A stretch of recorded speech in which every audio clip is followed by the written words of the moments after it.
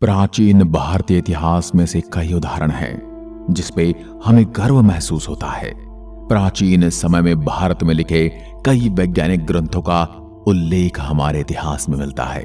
हालांकि कभी कभी सही वैज्ञानिक सिद्धांत भी सदियों तक अपनाए नहीं जाते।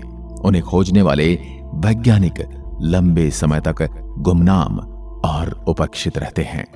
विज्ञान के इतिहास में इस तरह के उदाहरण मिलते हैं जिन्हें भारत के कई गुमनाम वैज्ञानिक शामिल हैं। उन गुमनाम वैज्ञानिकों की रचनाओं को न तो कोई संभाल कर रख पाए और न ही उन पर शोध कर पाए, जो हमारी सबसे बड़ी बदकिस्मत भी है और बेवकूफी भी। जिस सारी वैज्ञानिक रचनाएं उस समय भारत में खोजी गई थी, जिस समय आधी दुनिया का चिंतन केवल खाना और पीना जुटाने तक सीमित था, हम यही नहीं कहते कि सभी खोजों का आधार भारत में पनपा था, लेकिन हजारों साल पहले ऐसे सिद्धांतों को रखने वाले वैज्ञानिकों को अनदेखा भी नहीं किया जा सकता। दोस्तों, पिछली वीडियो में हमने आपको बताया भारत की कुछ महत्वपूर्ण किताबें जिनमें अनेक रहस्य हैं, और आज हम सभी प्राचीन भारत के महान वैज्ञानिकों के बारे में जानेंगे जिनकी प्रतिभा की चमक समय के साथ धुंधली हो गई। तो चलिए आज हम आपको बताएंगे कि कौन थे वो प्राचीन भारत के 5 महान वैज्ञानिक जिनके सामने यूरोपियन या पश्चिमी वैज्ञानिक तो कुछ भी नहीं है। आर्यभट्ट की गिनती भारत के महानतम खगोल वैज्ञानिकों के रूप में की जाती है। उन्होंने उस समय ब्रह्मांड की जानकारी दुनिया के सामने रखी जिस समय दुनिया को लोग ठीक से गिनना भी नहीं सिखा पाए थे। आर्यभट्ट उस समय खगोल विज्ञान के प्रकांड पंडित थे।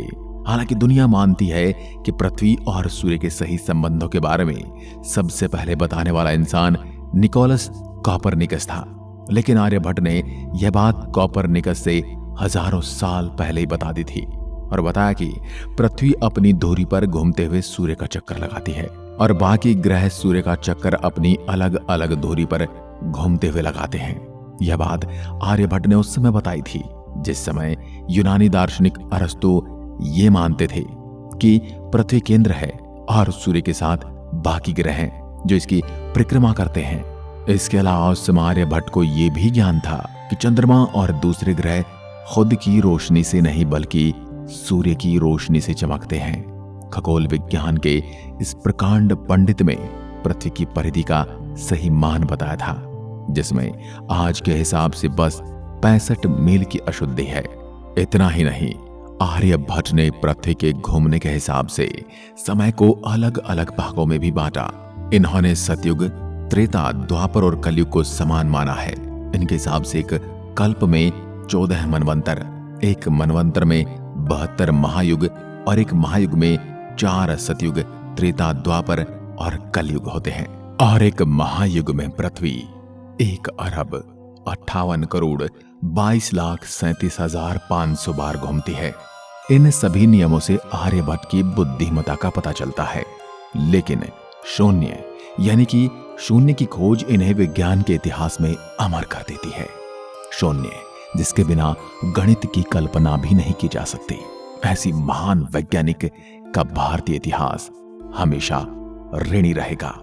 न सिर्फ भारतीय बल्कि पूरा विश्व और विज्ञान सदा सदा इनका ऋणी रहेगा। महर्षि कणाद। भारतीय इतिहास में महर्षि कणाद को परमाणु शास्त्र का जनक माना जाता है। कणाद परमाणु की अवधारणा के पितामह कहे जाते हैं।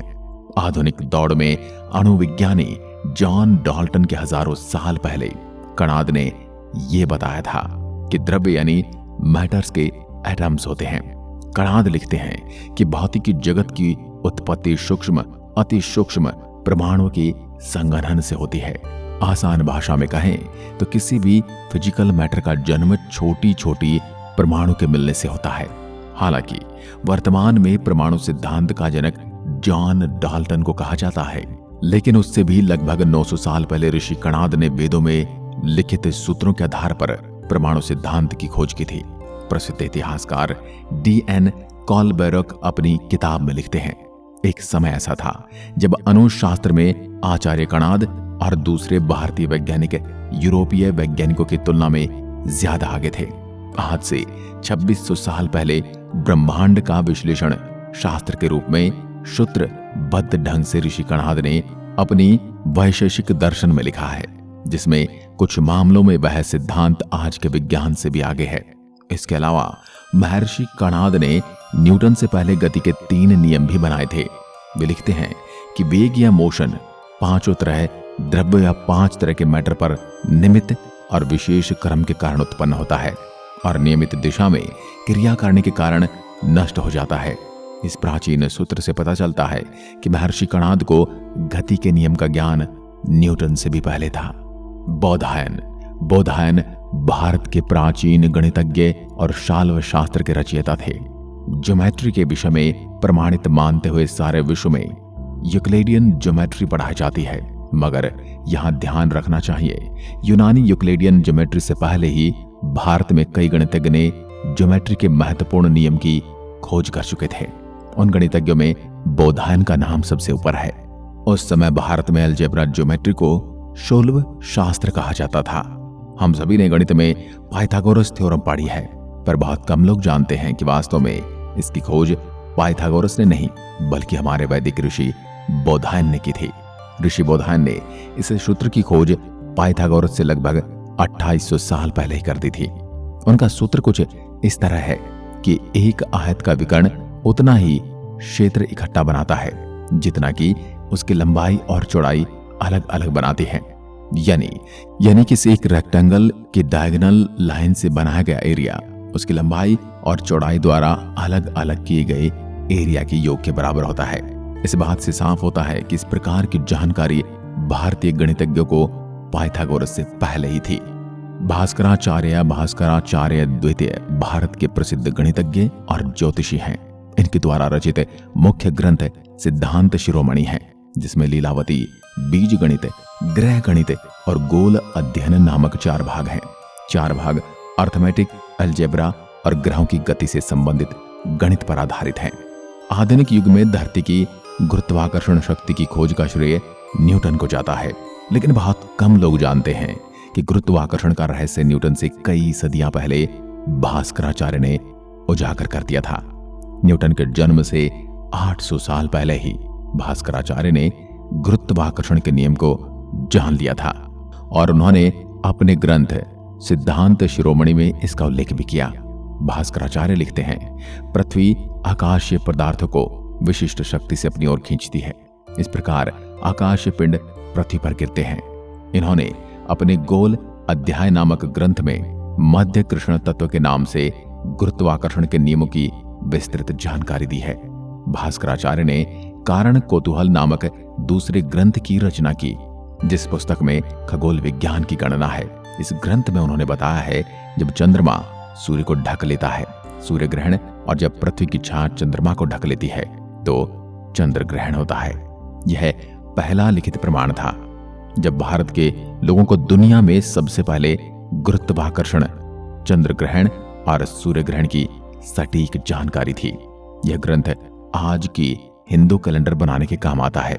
यह अपने समय के सुप्रसिद्ध गणितज्ञ भी थे। भास्कराचार्य द्वारा लिखित ग्रंथों का अनुवाद कई विदेशी भाषाओं में हो चुका है। भास्कराचार्य एक ऐसे वैज्ञानिक थे जिनकी सोच अपने समय से सैकड़ों साल आगे थी। महर्षि सुश्रुत शल्य चिकित्सा के आविष्कारक माने जाते हैं। 2600 साल पहले उन्होंने अपने समय के स्वास्थ्य वैज्ञानिकों के साथ प्रसव, मोतियाबिंद, कृत्रिम अंग लगाना, पथरी का इलाज और प्लास्टिक सर्जरी जैसे कई प्रकार की जटिल शल्य चिकित्साओं के सिद्धांत प्रतिपादित कर दिए थे। आधुनिक विज्ञान केवल 400 साल पहले से ही सर्जरी कर रहा है, लेकिन उसने 2600 साल पहले ही कर दिखाया था। उनके पास अपने बनाए उपकरण थे जिनके पानी में उबालकर साफ करने के बाद वो प्रयोग करते थे। इनके द्वारा लिखित सुश्रुत संहिता ग्रंथ में शल्य चिकित्सा से संबंधित महत्वपूर्ण जानकारियां मिलती हैं। इस ग्रंथ में चाकू, सुइयां सहित इस सूची में 125 से ज्यादा सर्जरी के उपकरणों के नाम मिलते हैं और इस ग्रंथ में 300 से ज्यादा प्रकार के सर्जरी का उल्लेख मिलता है। इनके ग्रंथों को कई विदेशी भाषाओं में अनुवाद किया जा चुका है, जिनका पूरे जगत ने भरपूर लाभ उठाया है। उनका ज्ञान रूस भी पहुंचा और अंग्रेज मात्र 200 साल पहले इनकी प्लास्टिक सर्जरी की तकनीक को अपने यहां ले गए और आगे विकसित किया। नागार्जुन नामक महान चिकित्सक शास्त्री ने सुश्रुत संहिता का संपादन कर उसे एक नया स्वरूप प्रदान किया था। यह ग्रंथ आज भी अनुसंधान का विषय है। इन सभी खोजों के कारण महर्षि सुश्रुत को शल्य चिकित्सा का जनक माना जाता है। आज की वीडियो में बस इतना ही। अगर आप चाहते हैं कि हम ऐसे ही भारतीय वीरों और भारतीय संस्कृति की वीडियोस आपके लिए लाते रहें तो हमें कमेंट में लिखकर बताएं, ताकि हम और वीडियोस आपके लिए लाते रहें। धन्यवाद। जय हिंद, जय भारत।